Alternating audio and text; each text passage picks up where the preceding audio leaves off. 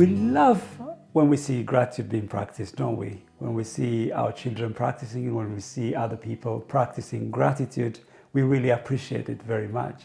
But we don't actually practice it on a daily basis ourselves. And I think it is to do with several things. And one of the things is that it is easy, isn't it, to notice the wrongs and the bad in your life and the life of others, the negative in your workplace, in the society as a whole. We are tended to notice and focus on the negative. And our culture doesn't help us as well, because it encourages us to focus on the negative. All the news media outlet focuses and highlights and talks about the negative, the wrongs, the weaknesses of others, and all kinds of the evil things that's happening in our society, in our world. That is what the news is, they're communicating. So the cultural environment that we're living in doesn't help us to notice and focus on the good. Because of that, it is very hard to cultivate a heart of gratitude and practice gratitude. And I think the second reason is that as the neurologists discover, gratitude is not, noticing the good is not our natural position. It's our default position is to notice the wrongs. So it is easy for us as human beings to focus on the negative rather than the good. So that's why they say that 70% of our thoughts in a day is negative. So it could be about ourselves and about others. And you can imagine what that does to our well-being and our relationship with others. I think the Israelites are a good example for that. They're, throughout their journey from Egypt to Canaan, life was full of complaint, and God was very offended by that attitude, that practice.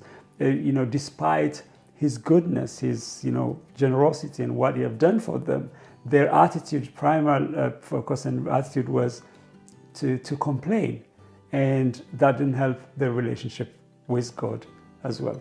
I think the other reason why we don't practice gratitude as much is because of our definition of gratitude, of the way we understand gratitude. We understand gratitude sometimes as a transactional thing, that we wait for someone to do something for us before we express our gratitude to that person or to the situation. So, and that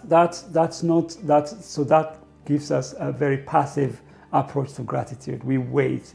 It's not actively engaging in noticing the good and expressing our gratitude. I think the other understanding of gratitude, which is really discouraging our practice of gratitude, is considering gratitude as a toxic positivity.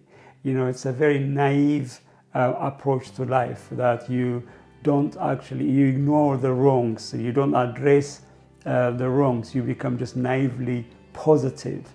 And that is very far away from what gratitude is. But that if you have that perception, then you won't be encouraged to practice gratitude. And I think the third understanding of gratitude that discourages us from practicing is considering gratitude kind of as emotional thing, which doesn't have any logical reason behind it. It doesn't have any kind of backbone behind it. But gratitude is, there is research-based data that tells us its benefit to ourselves and to our relationship with others as well.